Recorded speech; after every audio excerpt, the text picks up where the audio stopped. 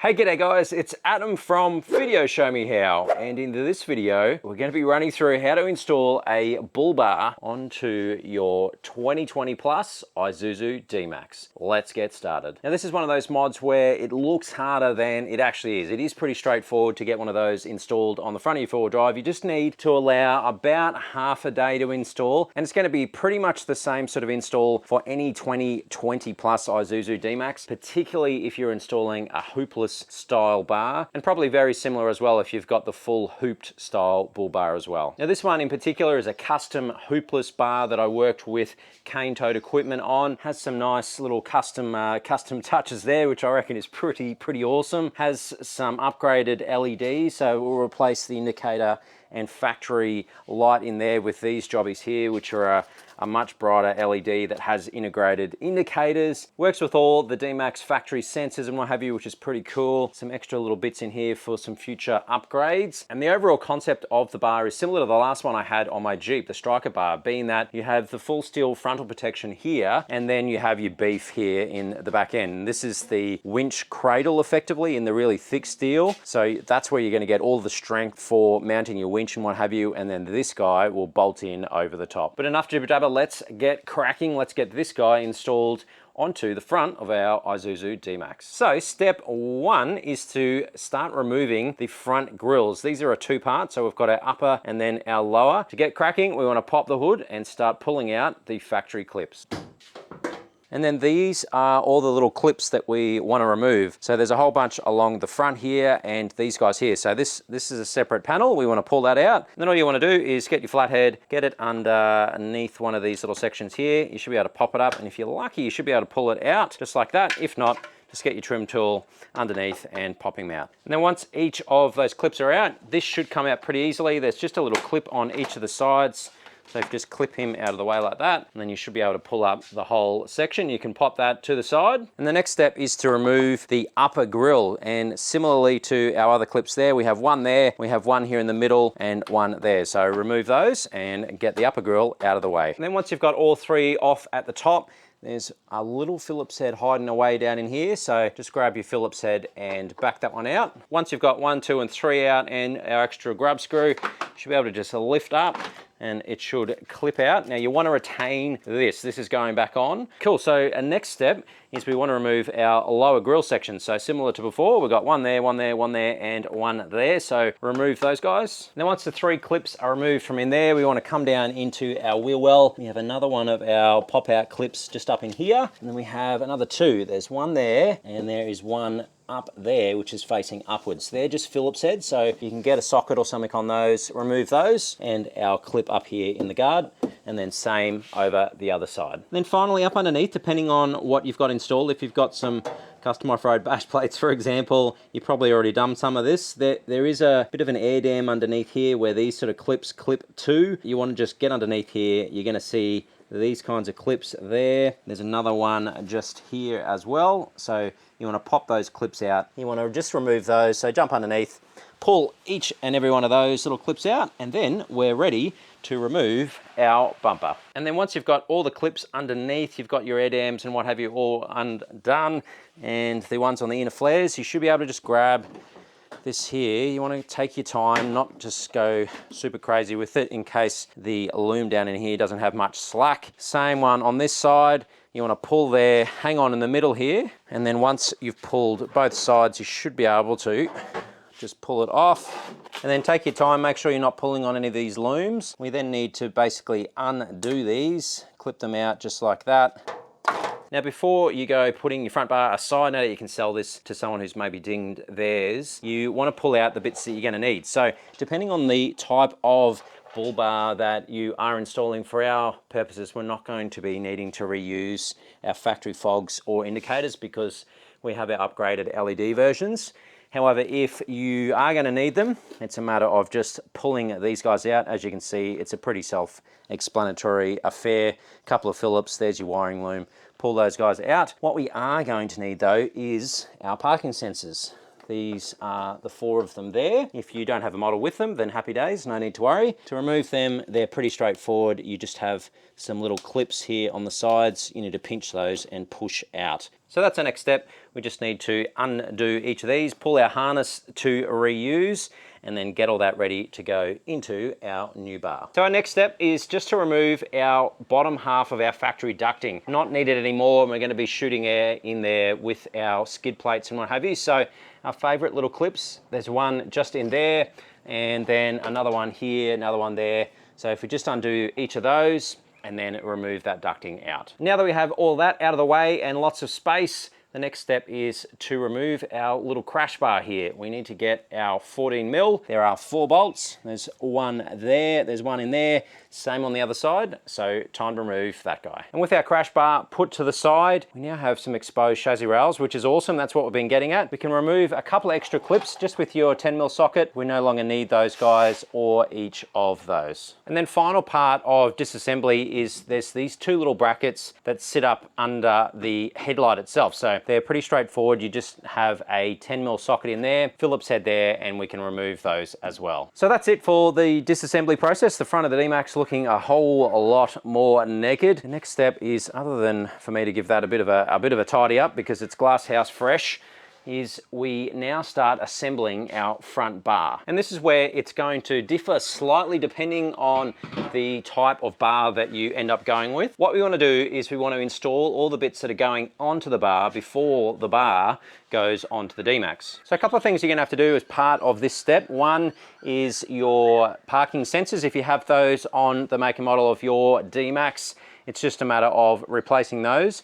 You are going to need these little sockets here. So these just clip out. You can see in there, there's a little clip. So you just press those down, pop that out, and then that needs to pop into place onto our bull bar. This is what they look like when they're popped out, and you can see in there, there's just a little section you can put your flathead screwdriver. So just work around all 4 of them. They pop straight out. And then once you've got them color coded, you just can pop them into place. They are angled, so you've got to put the right ones in the right side, get them into place, and then you would just pop that home. And our next step then is to install our new all-in-one LED lights. So these are the indicator and fog lights. They go in here in the bar. So this molding here has our screw points underneath here. And then these guys sit in just like that, pretty straightforward. From there, we want to bust open our bag of bolts. On the end here is our smaller bolts and nuts. Once they're into position, we can put them in the bar. Then we also need to pre-assemble our top grille. So that's this guy here. We just pop that on there just like that. There are 5 nuts and bolts, 2, 3, 4, and 5 here. Similar to what we used there before, just these guys with your 4mm Allen, and that gets bolted into place. And our final step to get this guy complete before we put it on is to grab your wiring loom and reposition that into place. Your parking sensors that you took out earlier and marked just need to clip into their factory locations, and then run your loom behind the scenes so that it's ready to plug in when you put this back on the DMAX. So our next step now is to get all of this onto this. We've given it a bit of a touch up, a bit of a de-glasshouse mountain, so it's all looking factory fresh, mall spec again. We want to get onto the beef now, so we want to install our winch cradle. But that's the next step. We want to sit this up and over our chassis rail. And it should sit in place something like that. You'll know it's in position when our bolt holes here and here line up, same on both sides. And then when you've got your cradle in position, then grab your brackets. These are vehicle side dependent, so just take your time. Basically, the squarer one, this guy, is going to go on the outer of your chassis rail. So just line it up. I'm pretty sure these are the right-hand side. So they just sit in there just like that. So you can see that our bolt holes are all lining up. There's our top one, there's our side one, and there's our bottom one. So that's definitely that SIG bracket there. And then similarly for the one with the angle, same sort of deal. Just have a look underneath there and line up your holes. Now once your brackets are in place, I recommend grabbing a couple of your factory bolts. These are the 4 that you used for your crash bar there. Just grab them and pop them into where the old crash bar was, just to sort of screw everything together so that this big guy doesn't drop on your foot. There'll be one in each corner. So looking good. We are now at the part where we need to bolt this guy down for good. We need to use 1,000 bolts here. We have the 2 long guys and a total of 6 of the grade 8.8 bolts per side. So this thing ain't going nowhere. We want to put the bolts together just like this. So the smaller bolts, a couple of the big boy washers, a lock washer, and then our nut. Same thing across all of these. We need to use a 17mm socket. So that's the one we're going to use to zip on. Our longer bolts here, they need to go in the side. So that's their home that lives straight through there. Other than that though, all of these guys fill in all the blanks basically. So this one here, 2, 3, 4, 5 underneath here, and a lucky last here, number 6. I'd recommend putting all of these in by hand to start with, and then just finger tighten everything up, leave them a little bit loose, and then once everything is all nice and aligned on both sides, you can torque these guys down. We want these to be nice and tight. So we're all torqued in place. This thing is as solid as the winch cradle, so perfect if you're going to be mounting a winch. This is giving you all the strength you need. That in place, we're good to go here, guys. We are literally ready now to put this guy onto there. You want to get your edge strip and run it all the way along here. That's the section that's going to be going down underneath our lights. And ideally you probably want to upgrade that stuff to something like this. This stuff is basically the same sort of deal, but it also has a built-in rubber gasket that sits all the way across the top. So that would sit in there like that. That's going to give you, and your edge more importantly, so the edge of the lights, edge of the bonnet, the whole lot, a really nice soft smooth section there, so that if there is vibration, and there will be, particularly if you're going over corrugations, that sort of thing, remember this is attached to your chassis, your body is attached to body mount, so there will be some movement. That's why it's really important you have that sort of 20mm gap all the way around here. This is great because it gives you just a nice sort of soft landing while keeping it looking nice and tidy. For the moment though, we are good to go as it comes. So from here we need to get that guy onto there, and you can see here's our mounting points, 1, 2, and 3, and then the same on that side. To bolt into those 6 are our big boy M12 bolts. These are our 8.8s, and this is what will be attaching the bar itself to our winch cradle and chassis. So you want to get these down on the ground ready to go so they're within arm's length. Otherwise, trust me, it's going to be a pain when you've got that sitting on your knees. And to that end, there's a couple of different ways to do that. If you've got any friends, now's the time to employ them. Get them to hold it into position while you do the bolts. I don't have any friends, so I'm going to be doing it a little bit different. I do have a step, and I've done this before and it's worked okay, so I'm going to give it a crack. Basically, if you've got a trolley, you've got anything, you want to sit this on said trolley, stool, what have you, roll it into position, holding the thing in place. Grab a couple of your bolts and just at least get them started so that the bar is secure, doesn't go dropping and breaking any feet or anything like that. And then get the last couple in, start tightening them down, but still keep it sort of loose, just slowly either side, because you want to make sure that you've got that 20mm gap all the way around and it's sitting nice and aligned. And there we go, we have it on. There you can see the chair, it worked an absolute treat. If you have a look under here, you can see there's our bracket. So the bar bracket needs to go on the outside of our winch cradle. You can see it up under there as well. You can see being on the outside of our winch cradle there. So get it into position, just take your time and make sure everything's nice and aligned, because you can see here that we want to make sure that we're taking our time, not scratching up our lights. And then as you start putting your bolts in, just start tightening it up and moving it around. You should have that 20mm gap all the way around there. And then once you're happy with the alignment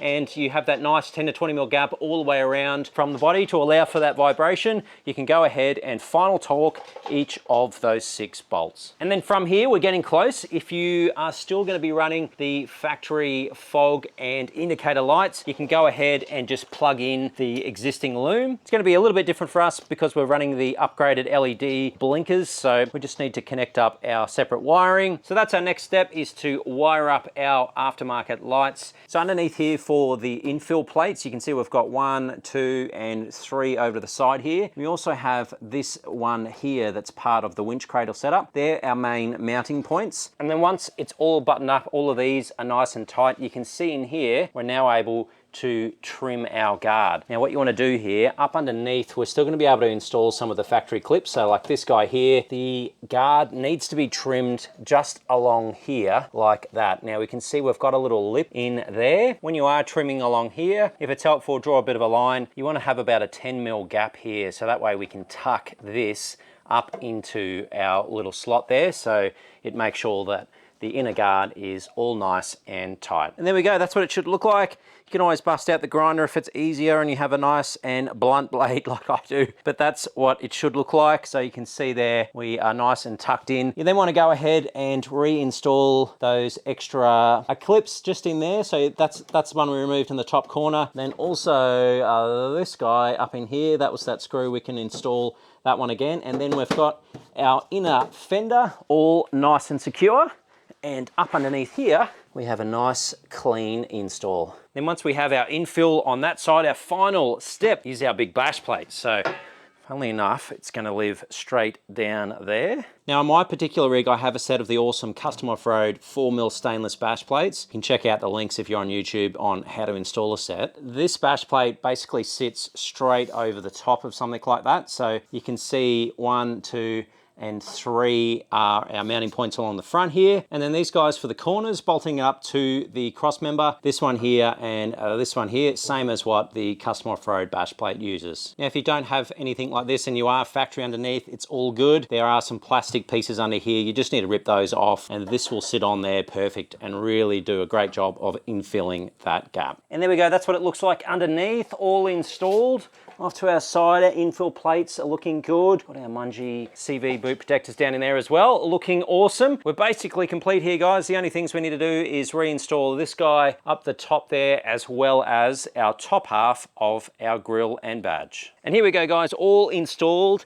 That's our bull bar install done on the front of our Isuzu DMAX. I really like this style of bar. There's a few different versions getting around. I really like it because it gives you that really good approach angle. It doesn't sort of hang out too far and also tucks up nicely on the sides so that when you're hitting some of the tougher tracks, you're getting all the clearance you need. And once again, big thanks to the legends over at CaneToad Equipment for helping organize the bar. And of course, also a huge thanks to the Patreons of Video Show Me How. Really appreciate your extra support, guys. You're a bunch of legends. Stacks more DMAX content on the channel. So if you haven't checked it out yet, there's a pretty huge playlist getting about. I think we're up to video number 27, something like that. So if you're keen to check out what other mods are out and about for the new DMAX, check out the playlist. But other than that, guys, as always, I hope that you have an amazing day and I will see you in the next video. Cheers, guys.